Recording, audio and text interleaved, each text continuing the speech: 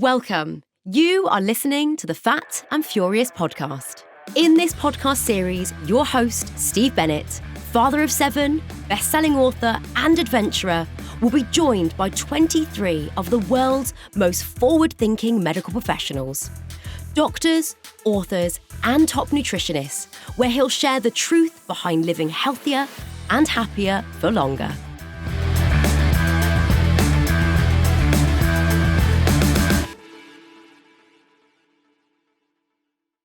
Today I'm joined by Nutritionist Victoria Fenton.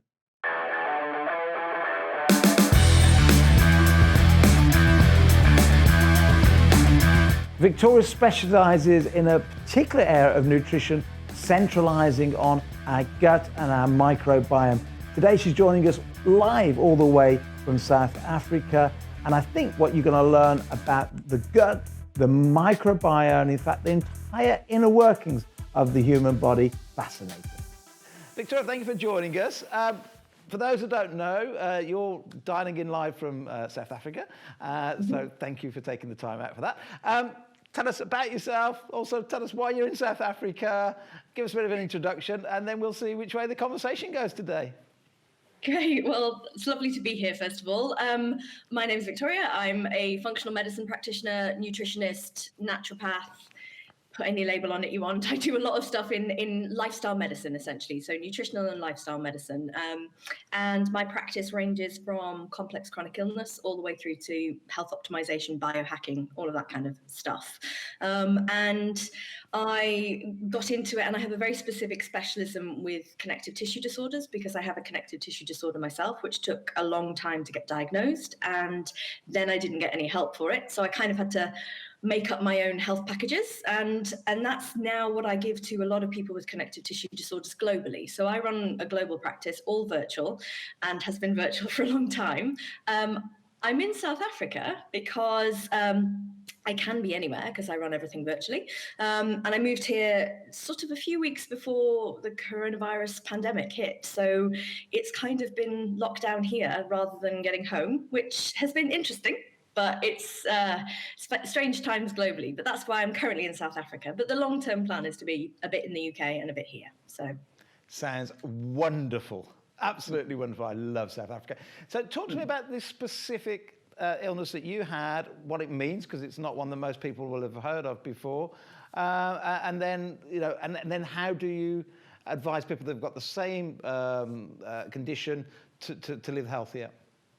Sure. So I have a condition called Ehlers-Danlos Syndrome, and it's quite a rare connective tissue disorder.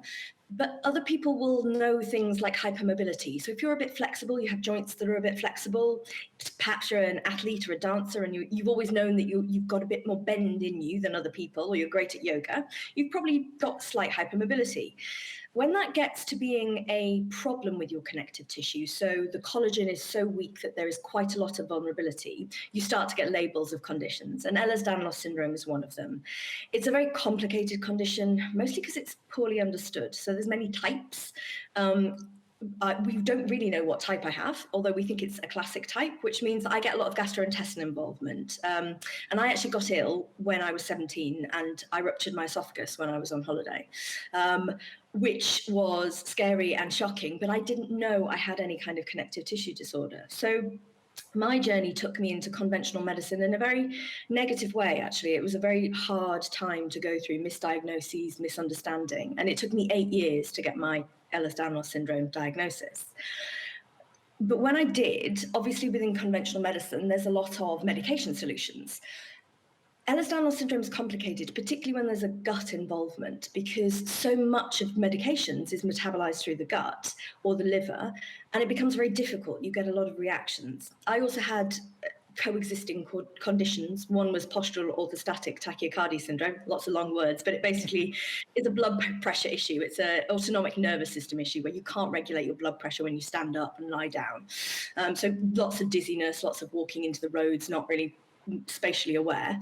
And I also have mast cell activation disorder. And that's an immune-based condition where your immune cells the mast cells are immune cells which hold all of the little phytomolecules and the angry chemicals that we release whenever we get a reaction to things. Well, in mast cell activation disorder, they're either gathered in the wrong place or they're too weak and fragile, so they burst quite easily. So with this kind of trifecta is what it's called, I ended up really quite ill. And the solutions were medications, none of which I could take because I reacted to all of them. So you end up actually feeling very unsupported by conventional medicine. But when you take a step back, functional medicine's actually built on systems biology. And systems of the body all work interconnectedly. So they connect to one another and they interact. So I sort of took this really reductionist view and thought, well, if I can work out how the systems work and just help the systems, I can support my body to heal and to thrive. So for me, that was looking at digestive system a lot, immune system, and also the nervous system, which undercuts quite a lot of this and is very indicated in a lot of the coexisting conditions within Ehlers-Danlos Syndrome. So there was a lot of focus on nutrition, gut healing, gut health generally, inflammation lowering, supporting the nervous system and its communication, and then supporting general nutrient absorption, etc., and supporting the liver. And actually, when you look at that and you think about that little list, that's just health in general. That's not me being special with a connective tissue disorder. That's literally just general health. So I suddenly realized that actually I might be an extreme case of what it means to be a human being, but I'm just a set of interconnected systems. And I can apply all of the systems biology that we use in terms of gut healing, lowering inflammation, supporting detoxification, etc., with patients who have Ehlers-Danlos syndrome like I do, but also any condition from autoimmunity to complex chronic gut pathologies, through to things like cancer and other more serious issues or life-threatening issues, where generally supporting human physiology and human systems is a very sensible strategy to general healthcare. And is it, as we talk a lot here, about trying to live as naturally as possible, avoiding chemicals where you can, creams, potions, lotions, toxins from cars? Is it living as maximizing the nutrition, trying to get as much good nutrition as opposed to, in the UK, as you know, we all eat way too much. We're overfed but undernourished. So is it a case of trying to cut down certain things and then really ramping up good nutrition? And is that kind of the way you've, because for the last 5 minutes as you've been talking, I'm going, my God, this is so complicated. You've got so many different things you've had to figure out. But then you brought it around beautifully at the end, saying they're kind of all interconnected into just applying that lifestyle changes to what sounds like a real complicated mix of conditions. It's exactly that, actually. And actually, there's a really simple sentence to undercut all of it. It's not complicated at all. It's just managing stress. That's literally it. But then you just expand your understanding of what stress is. And stress includes chemicals, toxins, pollutants, junk stuff in food, anything over-processed that makes no sense to non-chemical degree people. That's just not good for the human body. So reducing stress on every level is how to stay healthy as a human being. And it's more important, I say more important, but I get more consequences when I don't manage my stress. But I just think it's important for general health. So yes, it's removing the junk. It's eating naturally is a really good word, because that's not a diet. That's not prescribing a diet. That's just saying, eat real food. Eat real food. It's as simple as that.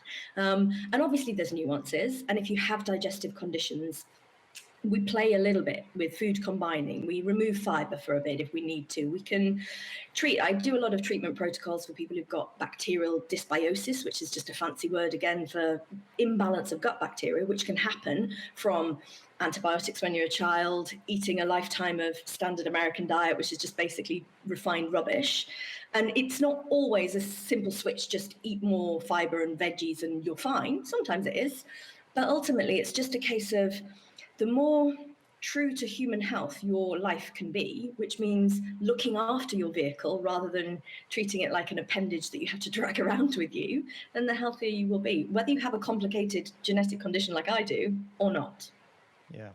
Well, there's the standard American diet, which is kind of the standard global diet for the westernized world. If anybody just stops and thinks about it for a second, the 3 letters, standard American diet, SAD, sad. I mean, that is what it is. It is so sad for our body that, many people, if they don't stop and think about the food they eat and just go through life, eating the McDonald's and in the UK, the Greggs and the Burger Kings or whatever it is, and don't stop and think about it, we're overfeeding, but we're not getting all that nutrition that, for 2 million years has made us the human beings that we are today. Our bodies are some of, I guess, 2 million years of evolution, and therefore, it needs, the magnesium, the zinc, all the things that we get from only eating real foods. So let's pick on one of those topics then, because lots of topics we go in any direction. Talk to yourself because you're so brilliant. Let's talk then about the gut.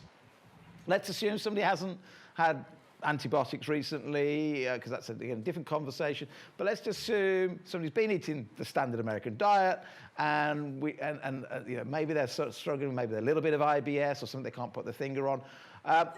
How do we start to look after our gut? Let's pretend it's part of an engine of a car. We know what to do with the car. We put the best oil in. We occasionally buy the little bit more expensive fuel to flush out the rubbish fuel. We understand how to do it with the car, which is sad, because we can change the car eventually. We can't change this. How do we start to look after our gut? I think let's start there. Well, the key is slowly. So going from standard American diet to fiber-rich, probiotic foods, all of that kind of stuff, that's quite a shock to the system. So sometimes people start to introduce loads more, healthy food, shall we say, and they get a bit of a shock because they get symptoms or they get bloating, etc. So slowly is the number one word. But then it's just about your bacteria are living organisms. And what they use as fuel is fiber and sugars. So essentially, to feed them most maximally, to nourish your bacteria, it's about having fibrous vegetables, mostly. Sometimes grains as well. So things like oats have quite a lot of insoluble fiber, which is very useful for bowel movements. You might have heard that oats will support that kind of function. But ultimately, it's all about fiber, soluble and insoluble. And if you're thinking fiber, you're automatically in the vegetable world, which means that all of even your starchy vegetables contain goodness. It's all of the vegetable matter that is supremely good to just feed your bacteria. And it's not so you don't have symptoms. I'm really clear about this with my patients. You're not feeding your gut bacteria because you want them to be quiet and not give you problems. They actually optimally do stuff for you. So they help you break down your food. They support your gut lining, which lowers gastrointestinal inflammation. They keep everything going along. They create vitamins and minerals and short-chain fatty acids and all these wonderful things. So we need to look after that population. And the start is fiber and vegetables, mainly fruit and vegetables, but eating the fiber of them. So eat the orange, don't have orange juice, all of that kind of stuff to start. The next layer is probably adding in fermented foods. So you can add in things like sauerkraut and kimchi, kombucha also, it's a drink. All of these things can support, they're fermented. There is bacteria in fermenting foods. It's a bit gross if you think about it and you don't have this respect for bacteria. But if you get sauerkraut, within that fermented cabbage mixture is prebiotics and probiotics. And they're brilliant to help seed your gut in a way that is completely, it just supports this ecosystem to self-manage. Because so much of gut troubles come because it hasn't had, exactly as you said before, it hasn't had the support it needs to regulate itself. So sometimes needs pulling back online. But you don't need to do anything other than that a lot of the time. You can do all of this through food, and through changing your diet. Your gut biome has to change because it has to build the bacterial populations that can now break down the foods that you're eating. And that can often just reset everything. And adding in some fermented foods can help that whole balance shift. You can go as far as taking probiotics. And they're always useful, particularly as a kickstart if you want to change things. It's a bit of a myth that probiotics seed in the gut. They don't. We don't really have a strain that we put in and the gut goes, oh yes, we'll have this and we'll let it grow. But what probiotics tend to do is reshape the way that the gut biome is behaving, and they can support the gut biome itself to re-regulate. And that's quite a nice thing to do as a kickstart, as an add-on, and particularly if you're having symptoms. So probiotics have been studied in non-ill patients and in ill patients, and the evidence is quite weak in not ill patients. By ill, I mean just gut symptoms, which a lot of people have. But having a probiotic in your life is great to have if you've got any kind of gut complaints at all. Like you say, this kind of non-specific IBS stuff.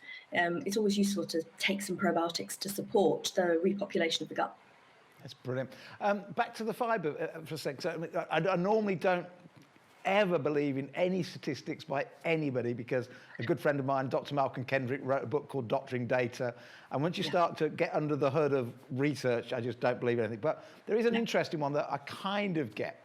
The numbers kind of irrelevant, but the World Health Organization many, many years ago said we should be eating around 35 grams of fibre a day. Now, whether it's 35, 40, 25, it's kind of irrelevant, but the point is that's a hell of a lot of fibre. And their statistics for all mortality and heart attacks, I mean, like, if you can get to 35 grams of fibre a day, they reckon, again, with a pinch of salt a little bit, it halves your chance of a heart attack. I mean, there's a significant, whether it's halving your chance or dropping down even by 10%, there's real benefits of having lots of fibre.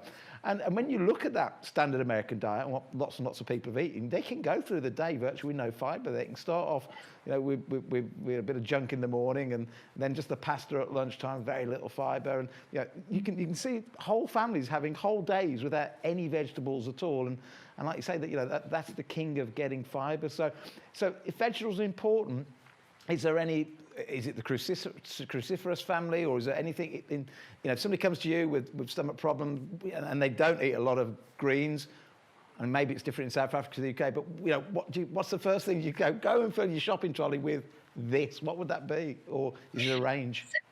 Yeah, so variety is king. Like, there are keys, like the cruciferous vegetables will do something very specific and they're very useful. Broccoli is, like, I think, a superfood. It should be. I don't love the term, but we know what we mean when we say it. It's brilliant, nutritious, green, and the chlorophyll compounds are really important, and all of the goodness in the sulfurous nature of these kind of cruciferous vegetables, really good for us.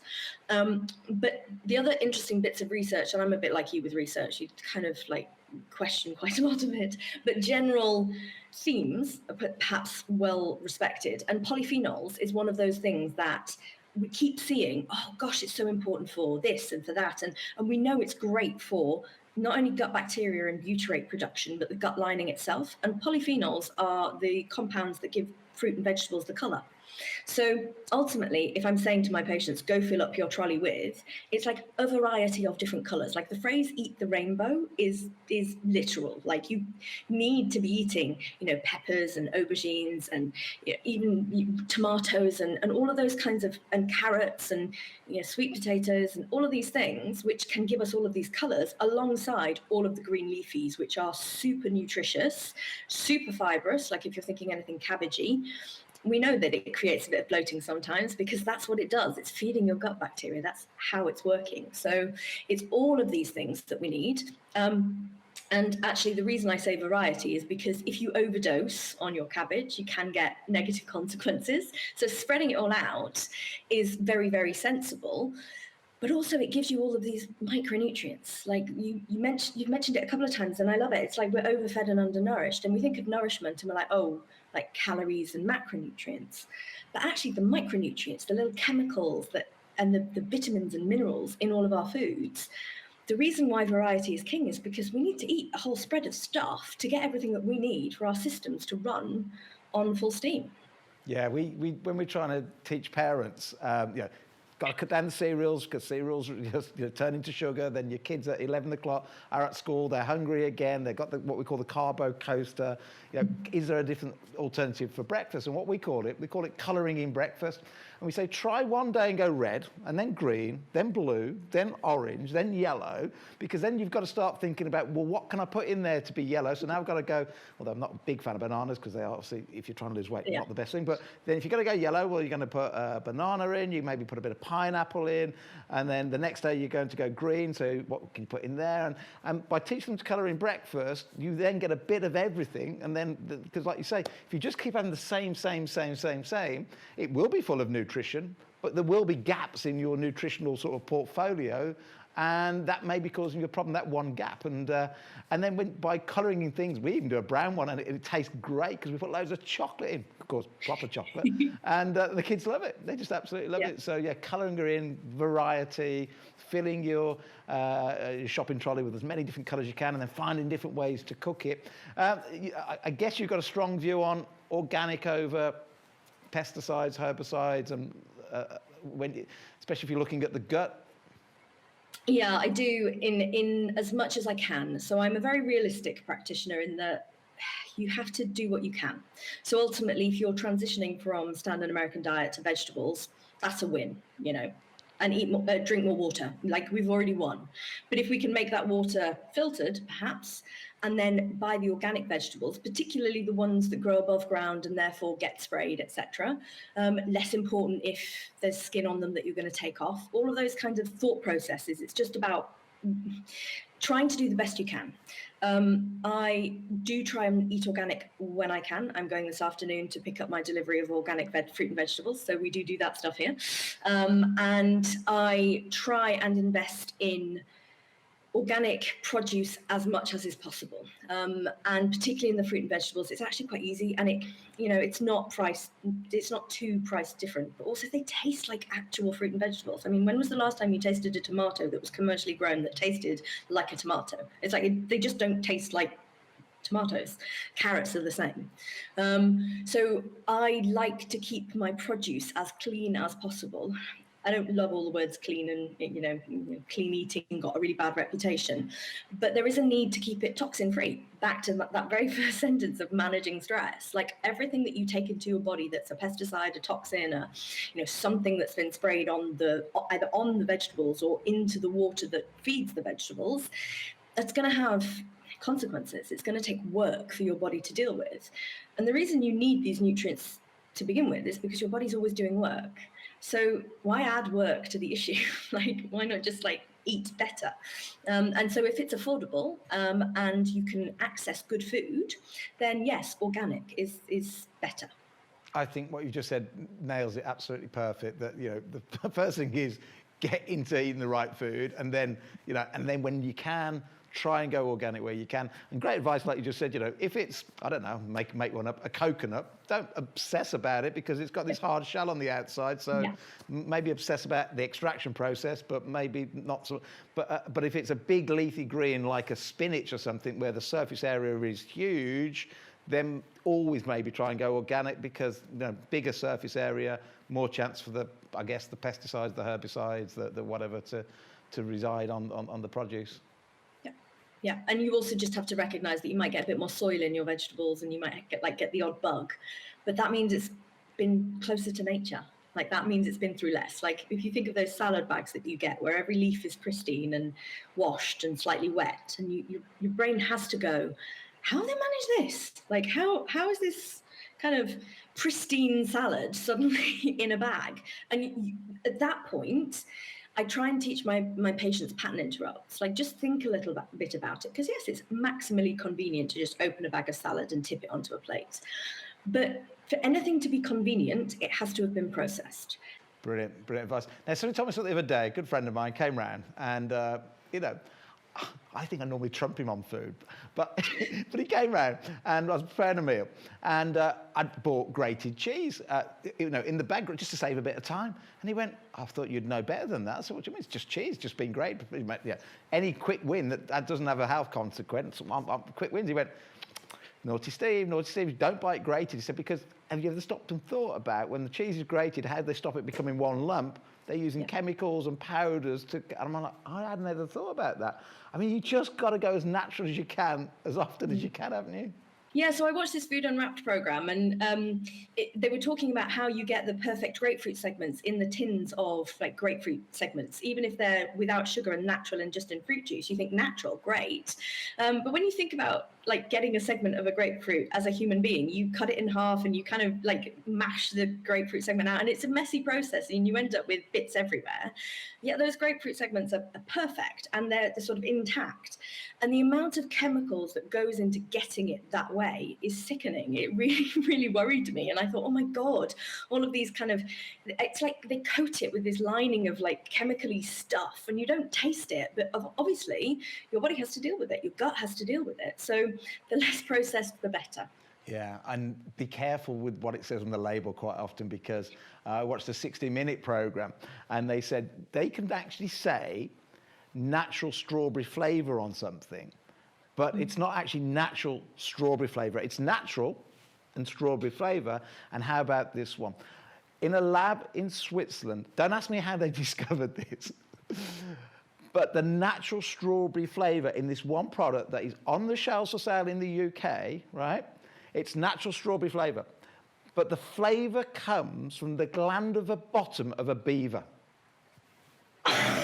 This is true. This is gospel true, right? It comes from the gland of the bottom of a beaver, but they're allowed to call it natural strawberry flavor. How they know that this gland of a beaver's bum tastes, I mean, let's not go there, right? But how frightening is that? They're playing with words. Yeah, it's petrifying. And the thing that really worries me is that the most natural flavor things are kids' products. So it's kids' jellies, kids' sweeties, kids, you know, whatever. They kind of think that children want junk, brightly colored food. So the colorings, like they've gone one up from chemicals because they know that they can't use all these E numbers, etc. But they've gone to like crazy abstractions of horrific coloring things, and then they're giving them to our young developing humans, and it worries me.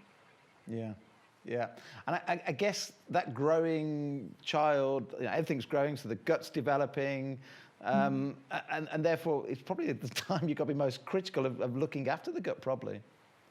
Absolutely. I mean, obviously from birth you need to be thinking about it, but you know, the birth process, the early years of life, exposing kids to dirt and microbes, and you know, get their immune system working properly, that's all really important. And then when they start to wean, like I see all these weaning foods, it's like, there's a processed food that is going to do nothing for them. What we're trying to do is get their teeth working, so they're chewing and getting all this mastication so their jaw develops, and when their teeth come in, it's they've got these muscles to feel that they're kind of adapting. You're also trying to get as much fat into them as possible, because that's the main nutrient that they lose as they're coming off breast milk. It's all the fats from the mother's breast milk.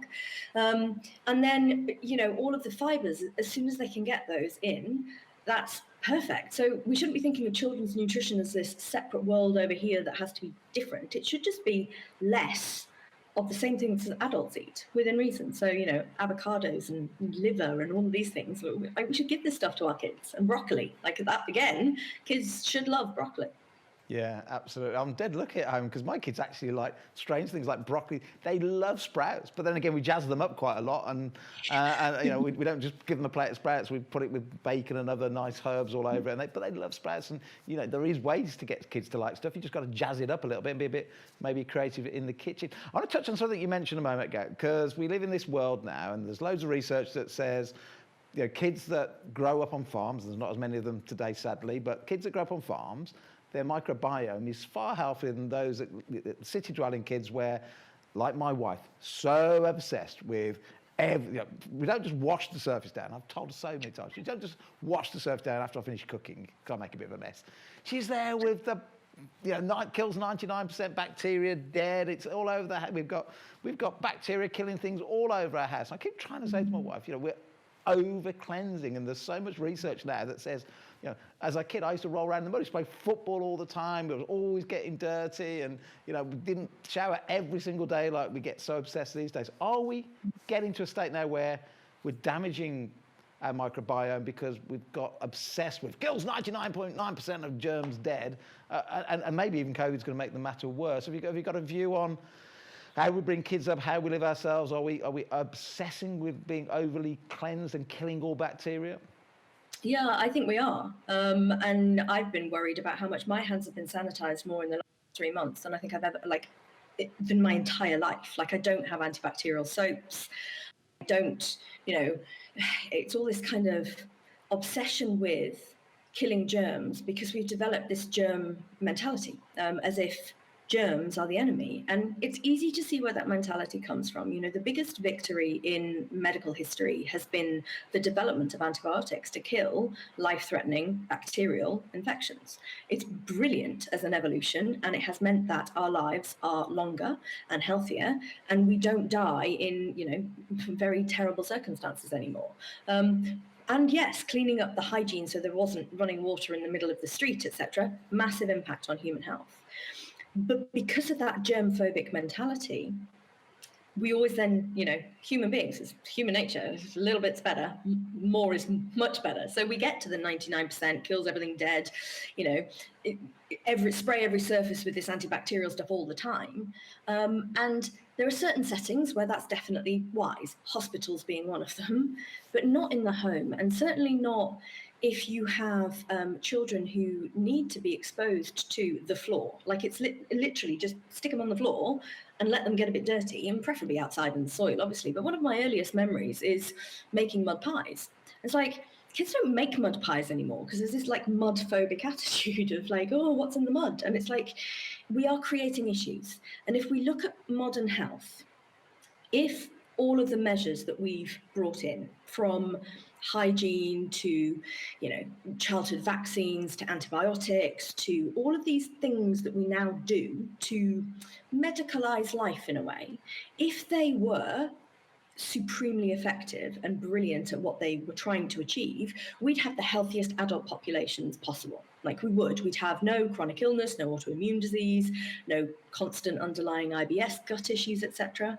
And we don't, like particularly in the developed world, America here, we've got some of the unhealthiest adult populations and some of the unhealthiest teenage and children populations possible in modern history. So looking at that data and looking at all of the things that we've put in place to try and help, nobody says that like antibacterial stuff was done to damage human health, but it isn't helping. It's creating this kind of unnatural environment, whether that's over clean or just our kids don't play anymore. It's like, just go outside and be free. But no, we want to sit in front of the screens and have this very sanitized lifestyle. It's not just the sanitization. It's a very clean lifestyle where you're not sending them out to fend for themselves and create their own entertainment. Go make a fort. Just like make your own entertainment. It's all served up on screens, and it's an interesting kind of sociological thought process. But when it comes to health, we're definitely creating immune irregularities with all of the things we either do or don't do to the immune system in early life. And I guess it's just the same as brainwashing with food, isn't it? That, if you constantly see adverts that go, kills 99% of bacteria dead, you just think all bacteria is bad. And you and I know that in our guts, most of it is good. And even sometimes you want a few of the bad guys in there to keep the ecosystem working. It's not even about completely getting rid of all the bad guys. And then, of course, you take an antibiotic because something's gone wrong really bad in the system. But of course, that does what it's supposed to do, and it's life-saving, and I'm not having a go at them, but try and avoid them where you can, because then you've got to recolonize and rebuild up again, haven't you? So I guess we're over-cleansing, we're probably overdoing the antibiotics probably, and therefore, and like you've just said, we aren't as healthy as we should be. And we're all kind of petrified of like wash your hands, because if you touch a surface that's had coronavirus and you put it here, you're going to get coronavirus. But I'm really worried, like if you're like putting alcohol disgusting cleanser on my hands and then I do this, I'm killing all of my gut bacteria. And it's just like the whole what you put on you is really important as well. Like you mentioned earlier about not putting toxic products on you. Like, we don't just have a gut biome. We have skin biomes, we have oral biome, which is hugely important. Women have a vaginal biome, which is supremely important to everything. And we now think there's a brain biome. And the more we look for bacteria, the more we find them. And the more we realize that actually they're our friend, not our foe. And as you said, our immune systems, we're not born with immunity to everything. We're born with a mutatable life, nervous system, gut, immune system. They're all buildable from birth. And we're one of the few mammals to have that kind of evolutionary process. Like, we're not ready to walk when we come out of the womb. And the process should be this kind of meeting life and tussling back and forth. So your immune system learns what's safe, what's not, what's healthy, what's going to be what we call a hormetic stress, which is basically, it's a little bit stressful, but we can adapt to it as human beings. And if you remove all of that, this immune system's like this little vulnerable thing that never learns friend from foe, never learns healthy and not. And it's a very strong thought process that the rise and the prevalence of autoimmune diseases, everything from Crohn's and colitis through to Hashimoto's and, the thyroid illnesses and more, it's a growing thought field that actually it's because our immune systems have not been able to mature like they should have done. That's a great thought, and I've never really stopped and thought about it like that before, because you're absolutely right.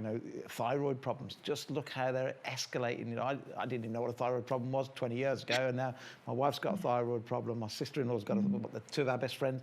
All of a sudden, sadly, it seems to be females more than gents, but maybe part of that is obsessing with cleanliness, as in avoiding bacteria completely, and then a massive stress caused by more use, I guess, of perfumes, makeups, and so on. It may be something as simple as that. Why it seems to be hitting females in sort of middle age more than gents. I don't know. Yeah, and when you throw food into that mix, and you throw thyroids are our metabolism organ, they literally dictate how fast our metabolism runs. And if your thyroid thinks it's not got enough energy because you're not giving it nutrients, not just calories, you add all these things together. And typically within human health, there isn't one straw that breaks the camel's back. There can be accidents, trauma, food poisoning. These things do happen. But most of the time with complex chronic illness, which is why it's so badly looked after in conventional medicine, because they just want the one thing that they're going to give the pill to and fix it. Whereas it's actually this complexity of factors which just accumulate over time, and they're just these stressors which 5, 10 of them you can cope with, but add on enough and suddenly the body will break somewhere, it will fall down, and it will keep going for a long time, because our bodies are brilliant, they're supremely adaptable. But there will be that tipping point where suddenly it can't deal with all of the things that you've put towards it or made it deal with, including emotional and life stress as well. This is not just food and toxins, and it's like everything accumulates. Yeah, and that's why you can't just, I'm not knocking Weight Watchers, anything that works for in one person, I can't not, but this is why you have to have this holistic approach, isn't it? You have to, and that's why we call it Primal, you have to look at every area. You have to look at the toxins around you, whether you're exposing yourself enough to, getting outdoors and in the mud and all the things we need to build back. Then you've got to look at, getting the diet right, and then how do you de-stress yourself, and are we using too much technology, and are we drinking too much? And you have to have that, because you just said brilliantly there, it's rarely is it just one thing that causes, I don't know, you didn't say the word cancer, but rarely is it one thing that maybe something triggers it, but there's lots of these straws happening, and one straw might break the camel's back, but it's probably several things all coming together, and that's probably why we got, certainly in the UK now, a declining life expectancy, because it is a bit complicated, and you've got to step back from it all and sort of build your own jigsaw, haven't you, really? You do, and my ultimate goal would be to make people like me completely irrelevant, because people are caring for themselves from the very beginning, and they just look after their vehicles. But the reality is that where we're at right now is that we don't realize the stresses that we're under and the strain that we put our bodies through until it's a bit too late. And then we go for quick fixes. So you might not want to knock Weight Watchers, but I do, regularly. Yes, it will help you lose weight in the short term, and that's wonderful. But the mentality it leaves you with is that food is like this sins or points, or it's like this equation, and it's complicated, and you develop this guilt relationship with food, and it makes this whole weird disordered eating mentality for many people, like more people than it helps. And it also slows down your metabolism, back to the thyroid. If they're putting you on a really restricted calorie diet and yet allowing you to eat these little weird cereal bars which are basically sugar, and then it's so unnecessary when you could walk into the supermarket, and just go to that fruit and veg aisle, just do the outer edges of the supermarket. There's no need to go into the middle where all the junk stuff is, or where all the Weight Watchers products are, and just do it that way. You don't need to develop this weird, oh, that's X points, that's that amount of, it just makes no sense. It's not human health. That's just weight loss. And the reality is, for weight loss, is that, yes, it's about calories, but you have to look at what your calories mean in terms of what does your body do with them. And if it's eating sugar and you're just having this kind of, or even, really refined foods, breads and pastas or whatever, that's really quick. Comes in, burn the energy, wonderful. And if you've got excess energy already, it will store it as fat. That's how calories work. If you're eating vegetables, which your gut has to work on and your bowel has to do stuff with, and you're eating things like almonds, like calorie for calorie, almonds they look really calorific. The amount of fiber in an almond that your digestive system has to break through, and that really helps your gut and your gut biome, that's so much more beneficial to you to lose weight as a kind of snack, as a handful of almonds, than whatever, nut ball bar that's filled with honey or whatever that you can get on, well, you can buy them anywhere, but these kind of diet foods, there's not really any need. Just eat proper foods and you'll be very satiated. As you said earlier, proper chocolates, you're really hard pushed to eat more than a couple of squares of 85% chocolate. Like, it's not binge food, it's just delicious, filled with chemicals, really useful for weight loss because it satisfies that sweet tooth. And, you don't want to eat the whole bar. Same with things like nuts. They're really good for you. You just don't need like a million of them. Whereas go to nut butter, I've been known to eat whole jars of nut butter when I wanted to. So yeah, just the less processed, the less moreish, the more healthy it is, and the easier you can control the calories without thinking about it and without making it a mathematical equation. Well, that was brilliant. I'll let you just go off on one then, because I hate Weight Watchers really, and all of those things for the exact same reasons as you just said, but I was just treading cautiously, so thanks for that. I didn't lead you into that at all, but that was great. I totally agree with you. Once you start counting, because it's not about just calorie deficit, it's not about, eat less, move more. It's way, way different to that, because the analogy I have, it's, you have to understand macronutrients, you have to understand, protein, fat, and you have to understand carbohydrates. And once you understand a little bit about that, you realize that a calorie isn't a calorie, because it's like saying $100 is the same as £100 is the same as €100. Yeah, they're all 100 and they're all a currency, but they all buy different things. And it's exactly the same. People need to understand that. And it isn't about, just moving more and eating less. You've really got to understand how that food breaks down. I want to pick up on something you said earlier on then. So there's a pill for every ill now. So why don't we just wait till we get ill and take the pill? It's really funny, actually. I haven't taken medication in so long that it's not even part of my mentality. So I struggle sometimes to think, like on the news just this morning, they're fighting over who's going to get the medications to treat coronavirus and stuff like that. And it's like the US has campaigned and bought all of them. And I'm like, great, let them have them. It's like all of this, we want all the medications, because we love a quick fix. Like, we love the easy option, because we are human beings, and that's a very primal instinct. Let's use the word primal. It's primal to feel like the path of least resistance is the one we should choose, because it's less effort. And we still think somewhere that we're kind of hunter-gatherers stalking our food. But when you take a pill, when you take a medication, it's a very unnatural chemical that is trying to interface with natural chemical biology and biochemistry. It will do what it says on the tin most of the time, sometimes not, but it never can do that without a downstream metabolic or biochemical consequence. So it does seem easy: headache, take an aspirin or paracetamol or codeine even. But why? Like, why do you want to take something which masks a symptom? Because the symptoms that the body has are there to tell you that something is wrong with your physiology. So you can live life just going, oh, symptom pill, and people do. But for me, I still sometimes feel like one of those irritating toddlers that just asks why all the time. Like, why is there a headache? Why are we having terrible period pains for women? It's really common. It's a female thing as well. It's just like, as soon as there's a pain, we'll just take a pill. And it's like, can we not ask why? Because pain is common, but it's not normal. And I think that's the real big distinction that people lose. It's like, well, just because your friend has this issue and takes that pill, you can ask why. And it isn't necessarily going to be obvious in the moment when you've taken one pill that it's having a consequence.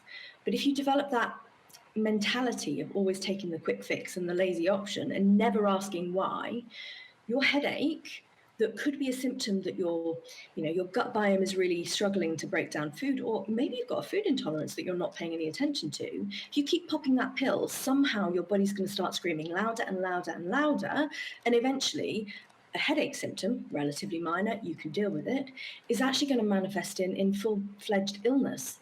So it's not always wise to just get the symptoms to shut up. It's always wise to go, well, why is that there? Yeah, I mean, some great things you talked about there. That's I've got 3 things I want to pick up on there, really. So, I mean, you just mentioned we've never talked about this ever, so it's quite interesting. Wrong time of the month. I'm just thinking of my daughter here. She's 16. She has really bad periods. Is there things you can do with your diet, other than taking things to numb the pain? Is there something you can do at that time of the month in particular, or? Yeah, so, well, it's not, and then that's the thing. So the male version of endocrinology, so hormone stuff, is about an A4 page. The female version is literally like an encyclopedia. So female hormones are stupidly complicated, and they're also really poorly tested, because if you think about human trials, in order to test something with a woman, you have to do it all over the course of the month because of the different hormones, which is why so many studies are done on men. Which gives women a very great disservice in terms of all medical research. But when it comes to female hormones, they are complicated, but they should exist in balance. And health will give you balanced hormones. So nutritionally looking after yourself is the best start. There are some genetic factors to all of this, and oftentimes a daughter will manifest some of the symptoms of the mother, because hormones are coded for production genetically. So there is sometimes a little bit of a genetic layover in terms of experience.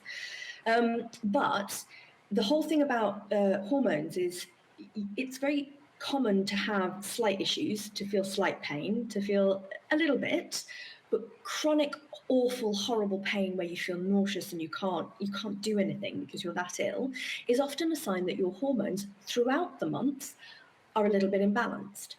Working out how does involve working with a practitioner, because you can just symptom look and try and piece together estrogen dominance, progesterone dominance, look at what's happening. But ultimately, what you're dealing with hormones is the production of them. So you need to make them. So you need lots of good, healthy fats, because the backbone of all steroidal hormones is cholesterol. It's fats. So all of your really nourishing fats are really important. And that's why the 80s and 90s, where it was low fat everything, a lot of women got menstrual issues because of this lack of fat.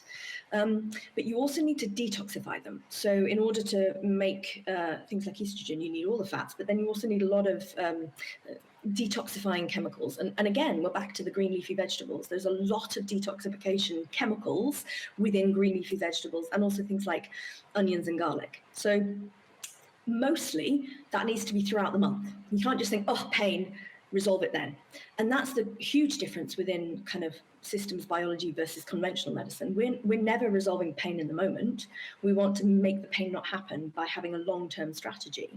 But if you get to that menstrual time and you are craving things like chocolate, which is common, or you really want a steak, etc., that's also common, because your body's losing iron and it needs more magnesium at that time of the month.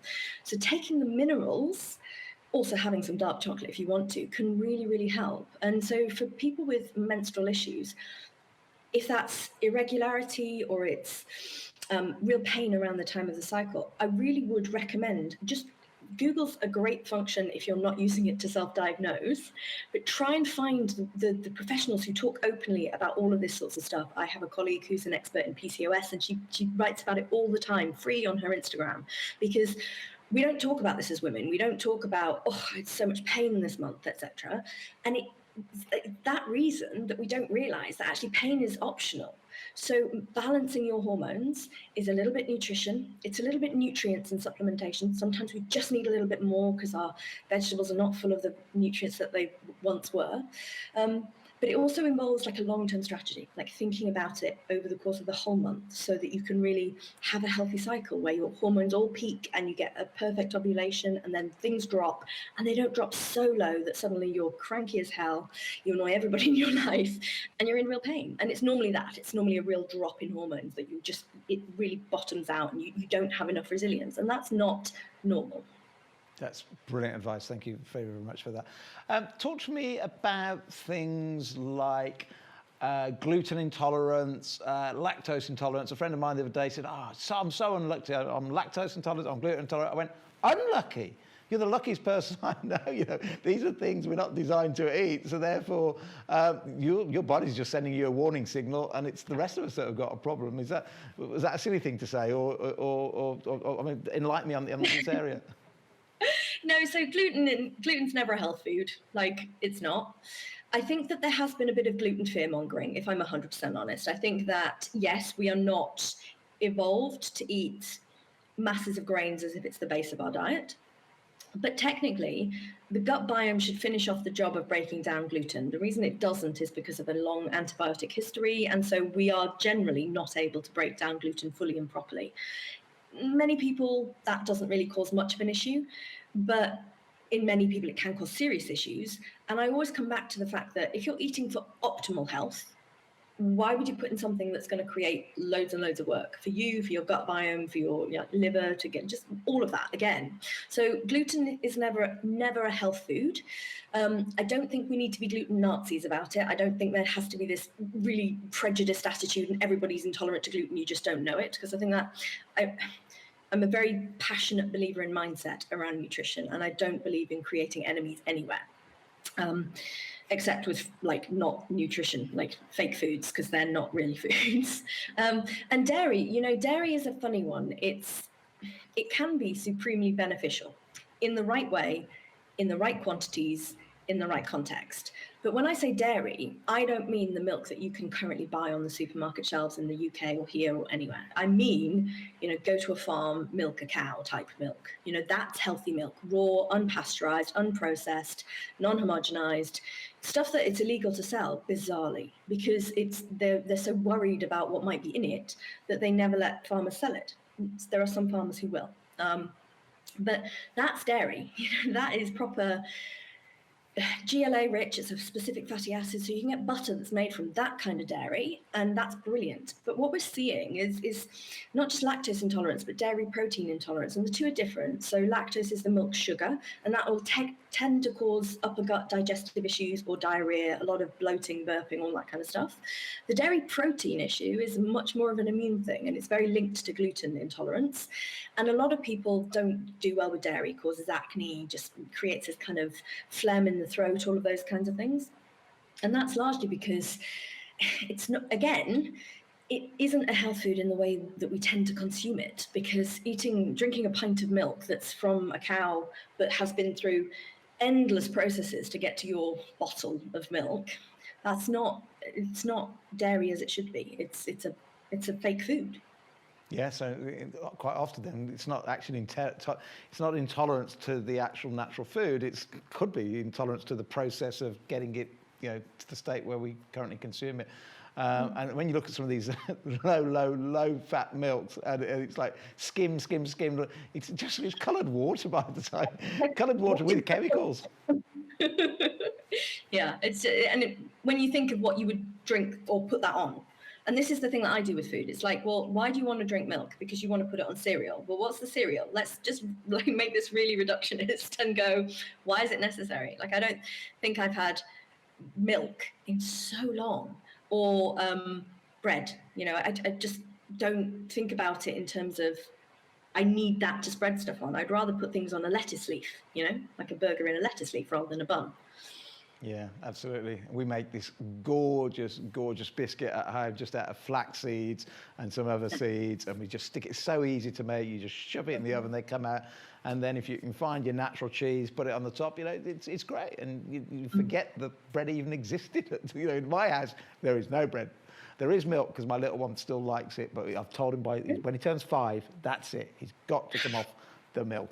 Talk to me about IBS. Talk to me about how I spoke to Zoe Harkin once, and she said someone's got IBS. There's like a whole list of things that could be causing it. So you cut those out, then you can start adding back in and back in and back in till you find out what it is that's triggering the problem. Is that a process you agree with, or have you got a different sort of spin on that? Yeah, no. So IBS is not a thing. Like anything that ends in syndrome is just a collection of symptoms, including, by the way, Ehlers-Danlos Syndrome. It's technically a genetic condition, but it's just a collection of symptoms that we've thrown a label onto. Irritable bowel syndrome is you've got a dodgy gut thing. We don't really know what's causing it. It's probably psychosomatic or stress-induced. Go away. That's the typical approach. And it is very important that we do validate that there is a stress component to gut conditions. But it's not the be-all and end-all. And back to how do we define stress? So yes, emotional, mental stress, important. But stress can also come from nutrition because you can be intolerant or have difficulties digesting lots of things. So he's absolutely right. Elimination diets are the gold standard of how we identify what you're intolerant to. Again, people want the quick fix. People say to me, can you do me a food intolerance test? I'm like, no, I literally don't sell them in my practice. I don't do food intolerance tests with people because the best way to do it is to eliminate all of the aggravating foods and slowly add back in. And then you work out when your symptoms are triggered. That's the food that's causing it. And if you're looking for the aggravating foods list, the most common is to go on a sort of paleo diet, which removes gluten, dairy, all kind of grains, actually. So it removes quite a lot of all the grain fibers, etc., but leaves all of the vegetables in.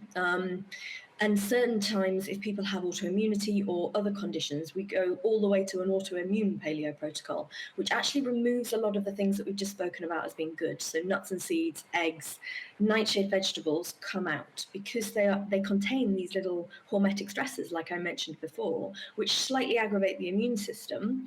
And when you're healthy, that's adaptive and progressive. But if you're unhealthy, that can be a little too much for your immune system, trigger your autoimmunity.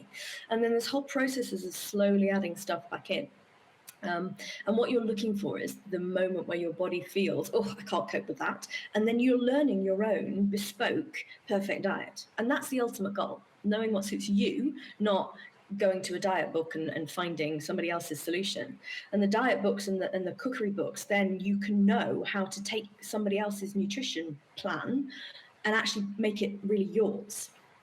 That's absolutely fascinating advice. And because it is, and of course we're not knocking doctors ever. I think doctors do a great job, but they've only got a few minutes, and most of them have never done any. I find it horrific that they go to med school for 5, 6, 7 years sometimes, and they never discuss nutrition. Most doctors I speak to, and I thought it was a joke at first. You're all lying. You probably did a month and you forgot about it. But every doctor I speak to says, maybe had one lecture on it, some say we had a day on it, but they don't do nutrition, first of all. Then, of course, they're under so much stress when you go in, you've only got a few minutes, and therefore that's why they don't sort of identify what the problem with IBS, but you've just hit it beautifully then. You just eliminate certain things and find out what it is that's probably causing the problem. That might be oversimplifying it, but it certainly sounds a good way of addressing it, because so many people suffering today with IBS. Yeah, and every time you think, oh my gosh, I'm oversimplifying something, health should be simple. Like, it really should be. It's not. Human systems are complex. They're not complicated. And they do a very good job of running themselves, provided they're given the right bits and pieces to do that job. They take care of it. We have an autonomic nervous system which regulates your breathing, your blood pressure, your blinking, your saliva production, like literally your hormones, everything. Like you don't need to think about it. If you needed to think about it, your life would be exhausting. But if you don't give that system everything it needs, the nourishment, the the care, self-care, getting your space, your time, your exercise, all of these things help your body just run more efficiently as a vehicle. And it is very easy for things to go wrong, but it also should be very simple to bring things back into line just by going all the way back to basics and going, okay, let's just take this one step at a time. And, as you said, I have a lot of patience for doctors. I have a lot of time for doctors. They saved my life. Like, I would not be here without conventional medicine, several times. But for the complex, chronic, underlying, vague, there's something wrong stuff, the system that they are working within and the mentality that they are trained into is just not set up for understanding that. And in a way, it makes me happy because people get to be their own doctors. They get to be their own practitioners. They get to navigate their own route to health. People like me in the kind of alternative or complementary or functional, whatever we're talking about in terms of the medical world that I inhabit, we can signpost, we can help people understand, we can resolve the more complex issues if biochemistry's gone really wrong and we need to treat parasites or small intestinal bacterial overgrowth or there's some kind of immune complication, etc. But actually, the end result of working with me is that you should feel empowered with all of the education that you need to run your own health without needing me or any other, medical professional, except in a time of acute need when, car accidents, terrible things go wrong. That's what hospitals are set up for. They are perfect for that, but not for all this like chronic lifestyle illness, which is what we're now facing as an epidemic. Yeah, absolutely. And let's finish on. Have you noticed, obviously you've been in South Africa now for 3 or 4 months, notice any differences to their approach to food, to exercise? Are you seeing any differences, or are we now in the sort of what we call, sadly, modern world, which is really a terrible world in one way? Are we all in the same boat, eating the same junk, doing the same type of exercises, or are you seeing some sort of regional differences? It's interesting because it depends where you look. Now, exercise is very much a thing here, in a way that it isn't necessarily by default in the UK. And I think that's because of the nature. So within 5 minutes here, I can be, up Lion's Head, up Table Mountain, surfing, running along the beach. All of that is kind of part of the character of the place.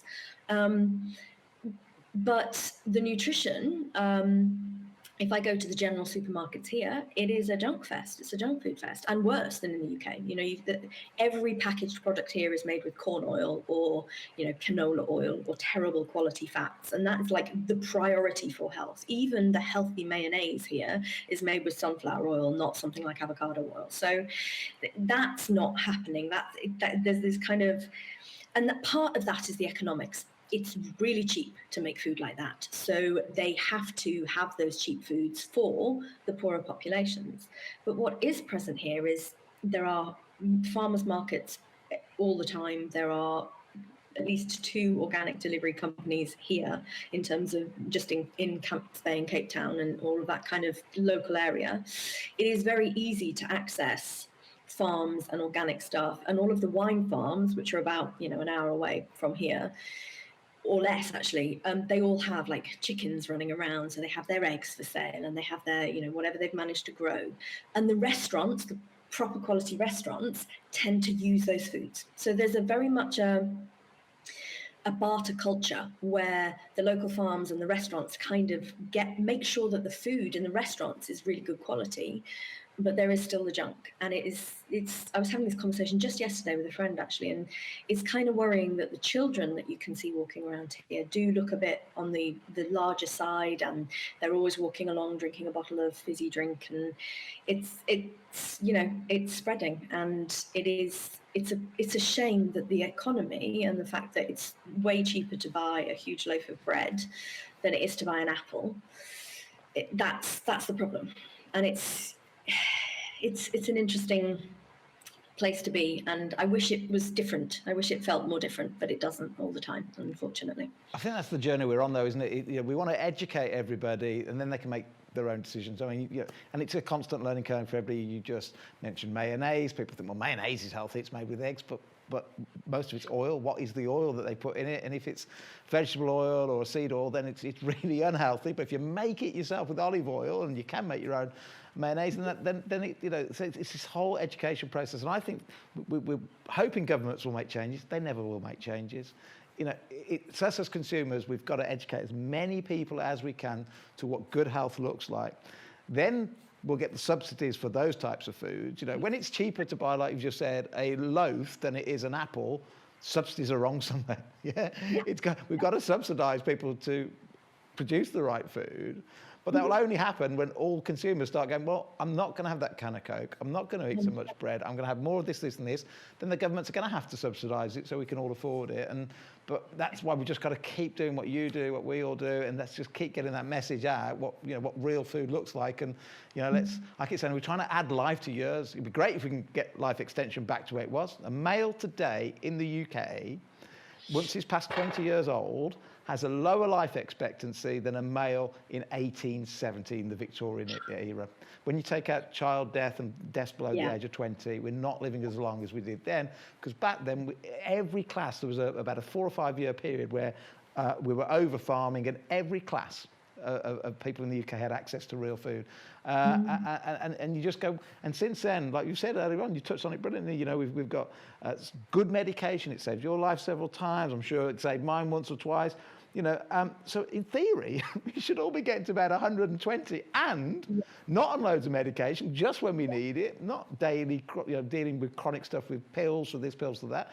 We should be adding life to yours. You know, we should get to about 105, drop dead, and that's the way to go. And it's just not like that. We're not living as long. And that last quarter, the last half for many people, it's just a cocktail of pills, just masking symptoms and not making the most of it. Yeah, and we call it health span. So not lifespan, but health span.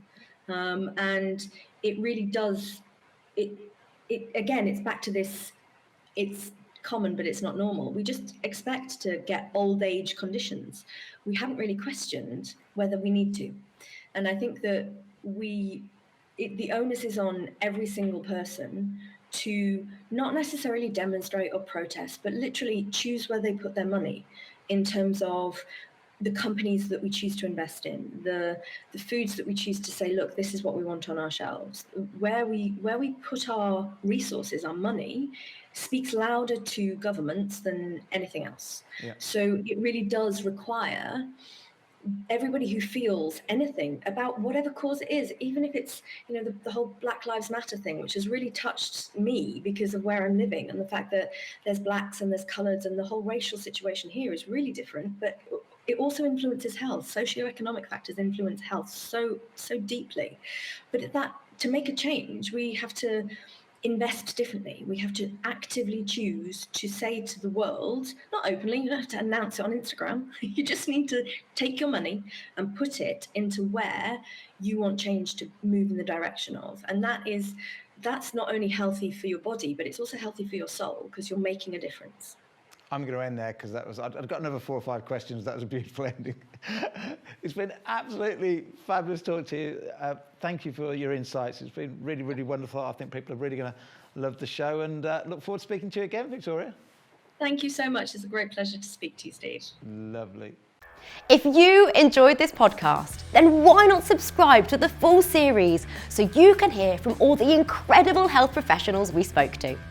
For the full story, you can also get the book Fat and Furious, written by Steve Bennett, available on Amazon. And to say a huge thank you for watching us here on YouTube, we are even offering you an exclusive Amazon discount code so you can get yourself a copy. For more details, head to the description below.